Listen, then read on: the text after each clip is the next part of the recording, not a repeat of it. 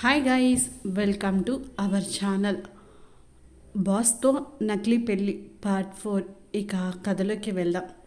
రోజులు గడుస్తున్న కొద్దీ అనన్య విక్రమ్ల నకిలీ దాంపత్యం అందరికీ నిజమైనదిగా అనిపిస్తుంది. ఇంట్లో లక్ష్మమ్మ వాళ్ళిద్దరి మధ్య జరిగే చిన్న చిన్న గొడవలను చూసి మురిసిపోతూ ఉంటుంది. కానీ విక్రమ్ మాత్రం అనన్య తన జీవితంలోకి ఎంతగా వచ్చేసిందో గుర్తించలేకపోతాడు. ఆమె ఉదయం కనిపించకపోతే ఏదో వెలితిగా అనిపించడం, ఆఫీస్లో ఆమె నవ్వు వినిపించకపోతే చిరాకు రావడం అతనికే అర్థం కాదు. ఒకరోజు కంపెనీలో కొత్త ప్రాజెక్ట్ కోసం రాహుల్ అనే యువ మేనేజర్ అనన్యతో కలిసి పనిచేయాల్సి వస్తుంది. రాహుల్ చాలా సరదాగా మాట్లాడే వ్యక్తి. అనన్య కూడా అతనితో నవ్వుతూ మాట్లాడుతుంది.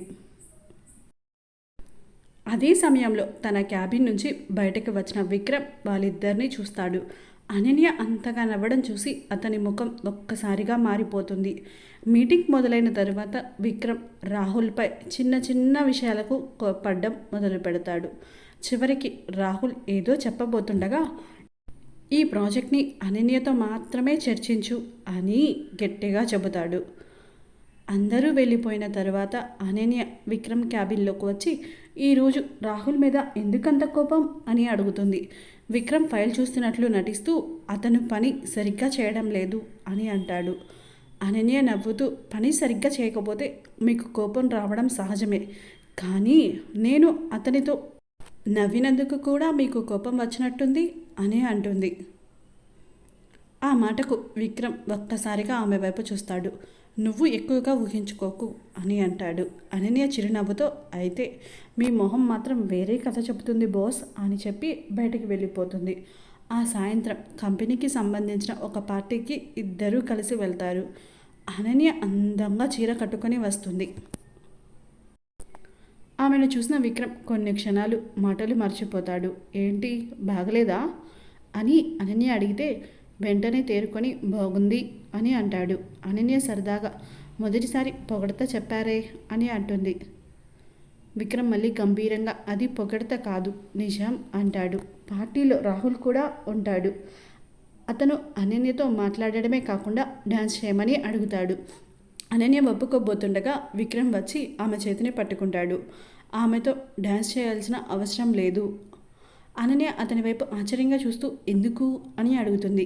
విక్రమ్ ఒక క్షణం ఆలోచించి, ఎందుకంటే నువ్వు నా భార్యవి అంటాడు.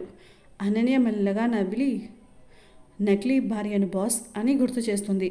ఆ మాట విన్న వెంటనే విక్రమ్ ముఖం మారిపోతుంది. ఎందుకో ఆ పదం ఇప్పుడు అతనికి నచ్చడం లేదు.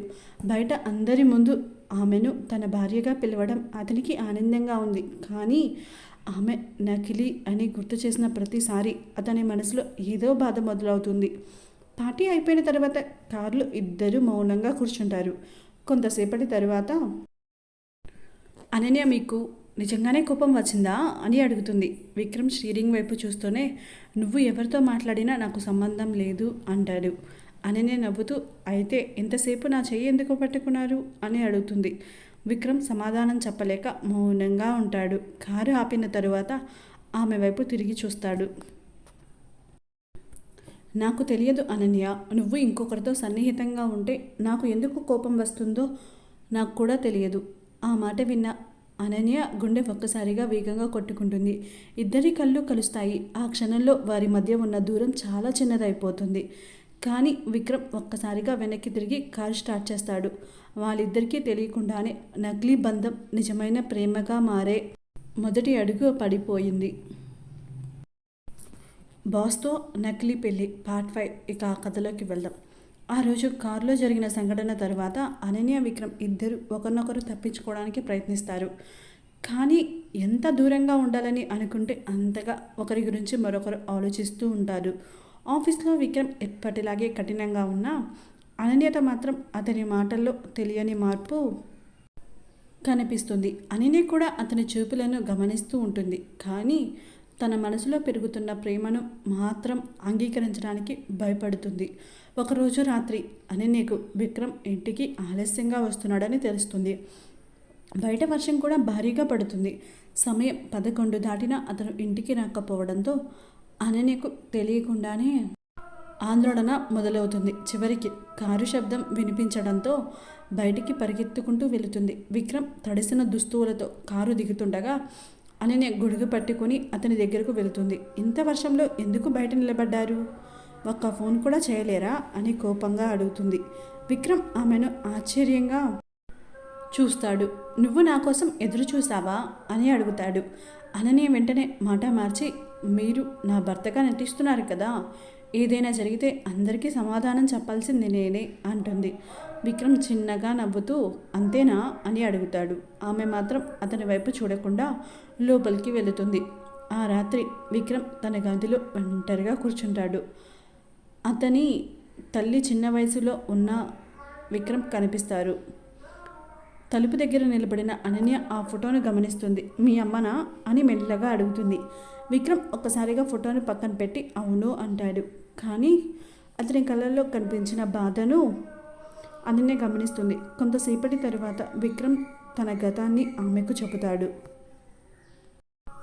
తన తండ్రి మరో మహిళ కోసం తన తల్లిని వదిలిపెట్టాడని, ఆ బాధను తన తల్లి జీవితాంతం మోసిందని చెబుతాడు.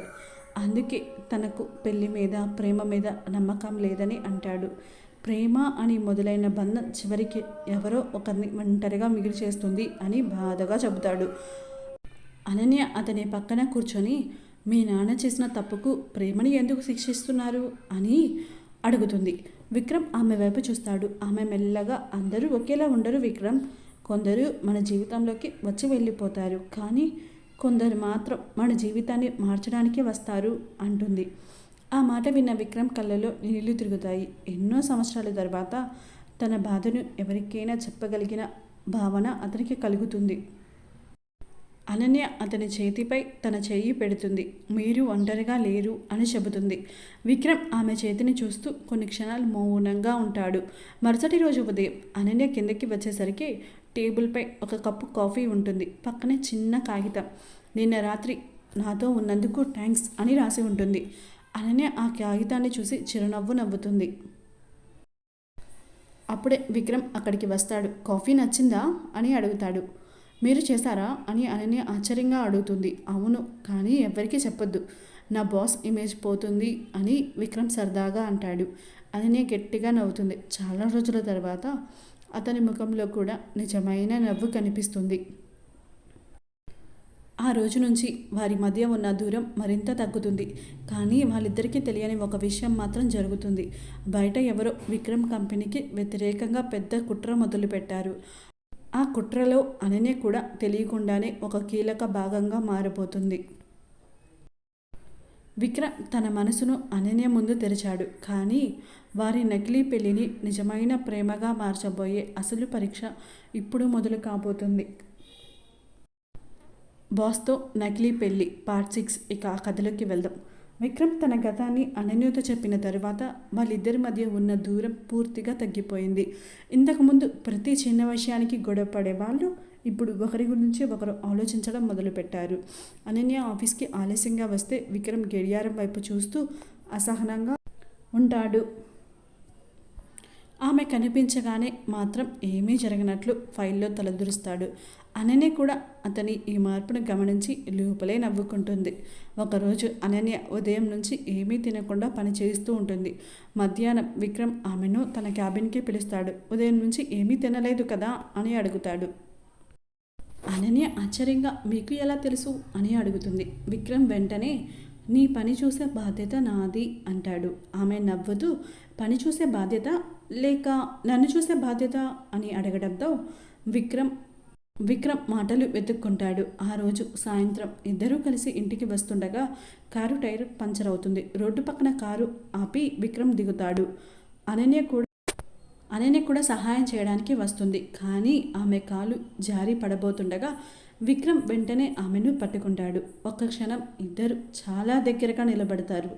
అనన్య అతని చేతుల్లోనే ఉండిపోతుంది. విక్రమ్ ఆమె కళ్ళల్లోకి చూస్తూ ఉండిపోతాడు. వదలండి అని అనన్య మెల్లగా అంటుంది. విక్రమ్ మాత్రం వెంటనే వదలకుండా నువ్వు పడిపోతావు అంటాడు. ఇప్పుడు పడిపోవడం లేదు కదా, నువ్వు పడిపోతే నాకు నచ్చదు అని అంటాడు. ఆ మాట విన్న అనన్య గుండె వేగంగా కొట్టుకుంటుంది.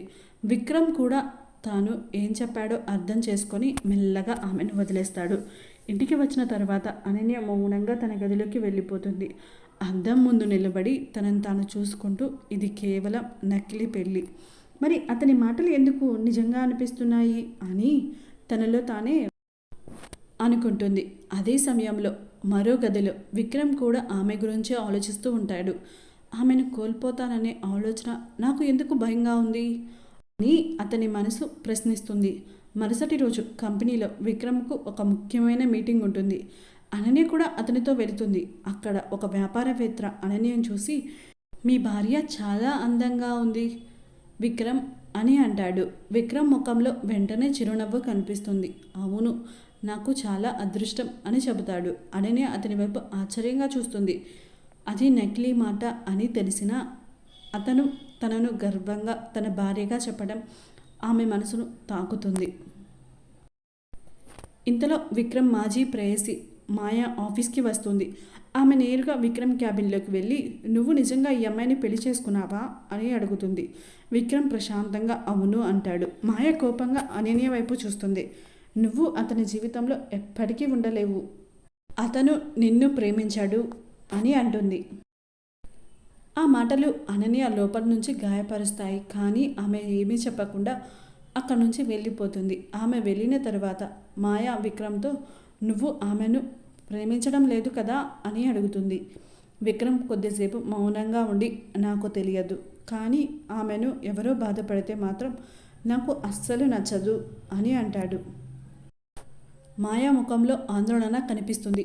ఎందుకంటే విక్రమ్కి తన ప్రేమ అర్థమయ్యే సమయం చాలా దగ్గరలో ఉంది. కానీ అనన్య మాత్రం అతని జీవితాన్ని వదిలి వెళ్ళాలని నిర్ణయించుకుంటుంది.